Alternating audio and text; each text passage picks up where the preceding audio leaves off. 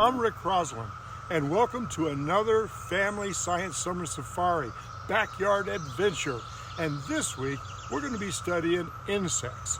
Insects are part of the arthropods, and arthropods include like crustaceans, crabs, and arachnid spiders. Now, you'll probably find some spiders in your backyard also, but this week we're going to focus on insects. And the word insect actually means in sections.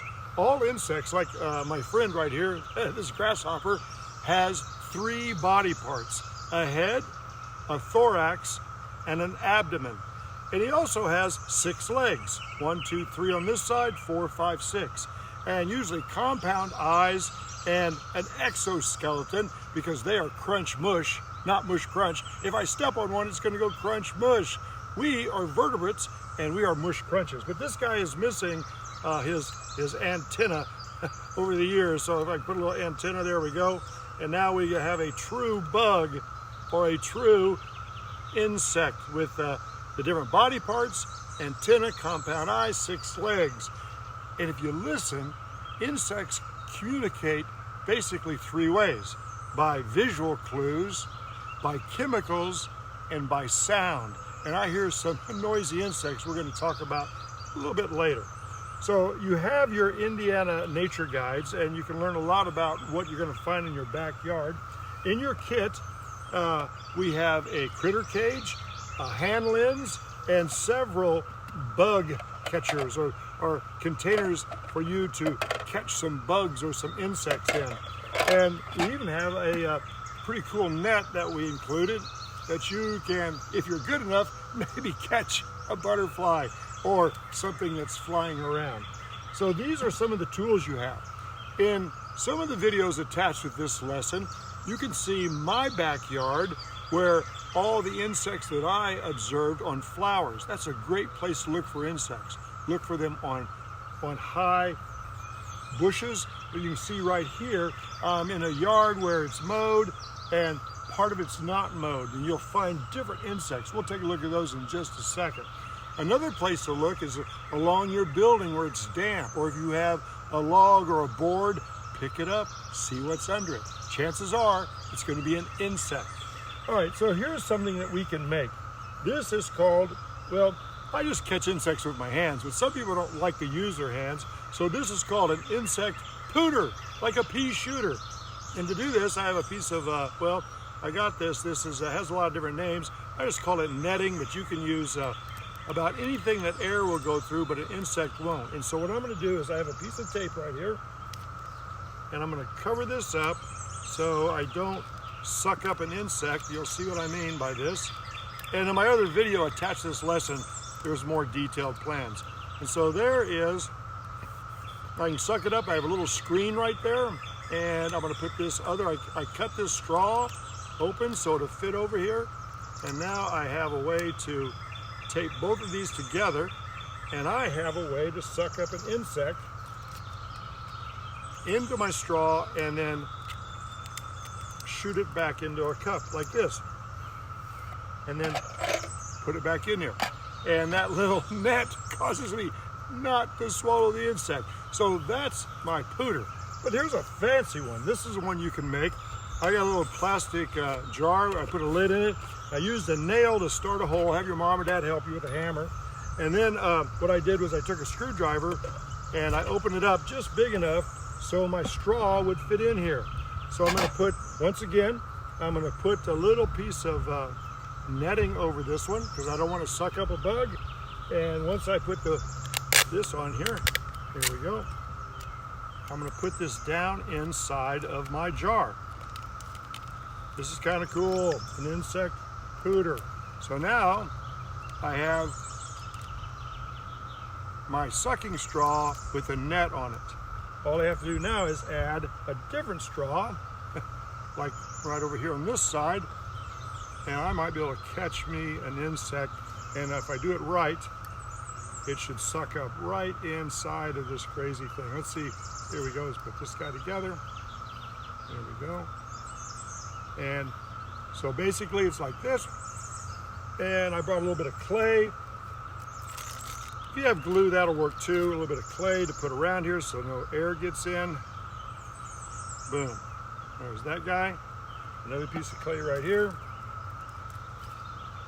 Put it around here, and hopefully we got an airtight seal. Use your engineering or designing, and we suck on this part, suck up a bug into the jar. We'll try that in just a bit. All right, so I brought some more things to show you, and these are kind of amazing. Check this out. So I keep insects at my house for a lot of different reasons, and this guy is actually crawling out right now. Here is a Madagascar hissing cockroach, and you can find these at local pet stores, and they're fascinating creatures. They have an exoskeleton. They have the 3 body parts. Remember, the head, thorax, and abdomen. Let's count the legs. 6 legs, I think so. Yep, 1, 2, 3, 4, 5, 6. They also have antenna and compound eyes. You know that if you added up all the insects in the world, if we just added up all the ants by mass, all the ants on one side of a scale would have more mass than all the other animals, the vertebrate animals combined. Insects are everywhere, and these guys are pretty cool pets to keep. I'm going to close these up now. This insect right here, this one is very fascinating to me. It is a peanut beetle. And these peanut beetles, of course, they eat peanuts, and if I'm feeding them peanuts, and you can see here's the adult beetles right there coming out on my hand. There's some more, and there's there we go. There's the beetles coming, and even if you look at them in the hand lens, they have 3 body parts, and there's larvae. Here's a larva, if you can see that. And there's probably thousands of eggs down here. Here's some more. You see both the larva and the adult beetle. So that has a lot to do with the life cycle. So not only can you study insects, look at this. Wow, look, check that out. Now that is a lot of cool larvae eating those peanuts. And you can imagine a place like Georgia, the peanut beetle is not a welcome guest. So insects can be very beneficial to the wildlife. We need insects for our pollinators. They're a big part of the food chain, but they also can be harmful to some of our crops. So those are the peanut beetles and the Madagascar hissing cockroaches. But I have something really cool to show you inside of this case right here. Check it out. So check this out. This is a collection of arthropods, but they're not all insects. For example, we have some shrimp and some starfish, but a lot of these are insects with 3 body parts. Of course, this spider right here is not. But let's take a look at these guys right here, these locusts or grasshoppers, like this big guy right here. So they start off as an egg, a larva, and grasshoppers do something very interesting. They go through what's called a nymph stage. So each time they shed their skin, their exoskeleton, they look a little bit closer to the adult version. And other things do what's called a complete metamorphosis. For example, these moths right here, eggs, larva, pupa, cocoon, emerging adult. And this is quite a cool collection. Even praying mantises have, let's see if it's a true bug. Does it have 3 body parts? Yes, head, thorax, abdomen. 3 pairs of legs, 1, 2, 3, 4, 5, 6. Excellent. Beetles, and there are a lot of beetles, different type of beetles. Cockroaches, crab, not an insect, and flies. And there's lots of flies all around me. I'm going to catch one of these flies in just a moment. But here's what we came for today. This summer, it's pretty special because brood 10 is emerging from the ground. And I'm talking about the periodical cicada. A cicada. In fact, if you listen, I hear them right now. And there's going to be millions of these that come out of the ground. And that's what we're going to look for as soon as I show you how my pooter works.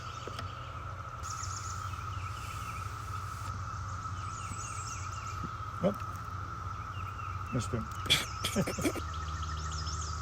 So here we go, let's try the pooter on this little spider.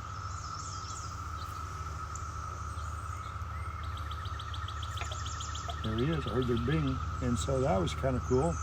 One easy way to catch him, and there he goes walking around. Let me put him back.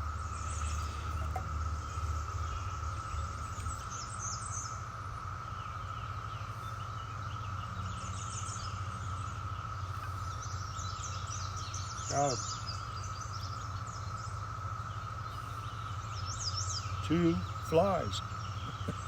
So I caught 2 flies. Flies are a little bit harder to catch, but it's time to let them go. Just take the lid off, and there you go. Fly away to bother someone else, flies. But we really came here for something else. And actually, I can hear them, and I can see them, and I can see where they've been. And that is the periodical cicada. Check this out. Okay, so here's my first evidence, besides the sound, that the cicadas are here. This is an exoskeleton of a nymph that has emerged out of the ground, crawled up onto this plant, split his back, and emerged as an adult. You can actually see the back right there where it's split open. That is so cool. And if I just go a little bit higher on this plant, another cicada, until finally it looks like I'm in Cicada City. Yep, here they are. This is the periodical cicada that you're hearing so much about. Millions upon millions per acre. And they are already here in western part of Indiana. When I say they're here, I mean I can hear them, and I can definitely see them climbing up on all sorts of plant life in order to complete their life cycle. In your journal, there's a whole section on the life cycle of the cicada. Let's see if we can find some more. So I don't think I can count all these, but in this short walk, there's 1, 2, 3, 4, 5, 6, 7, 8, 9, 10, 11, 12, 13, 14, 15, 16. In fact, everywhere I'm looking, I am seeing these cicadas that have emerged and are going to spend about 2 weeks up in the trees making noise, and then they die. The female will lay eggs. Probably she'll make a small cut in a branch, so you'll be able to see some of these trees and some of their branches fall down. That's where an egg has been laid. When that egg hatches into a larva nymph, it will fall to the ground, go underground, and stay there for about 17 years, sucking on the roots of a tree. Looks like this guy's just getting ready to take off. Let me see here. Now, they won't hurt you, although they're not quite ready to fly yet. They won't hurt you. They're fun to catch and to hold. And this little guy here is doing his best to climb up somewhere high, like my arm. When you first see them come out, they're like almost white. And their job is to get up in the trees and find a mate before their life is over. Pretty cool insect. So, time for me and you to go out in your backyard or in your neighborhood and look for insects. You got your net, you got your hand lens, you got your critter cage and a bug box to put them in. And don't forget, something to catch them with, a fancy pooter or just your hand. I'll see you next time.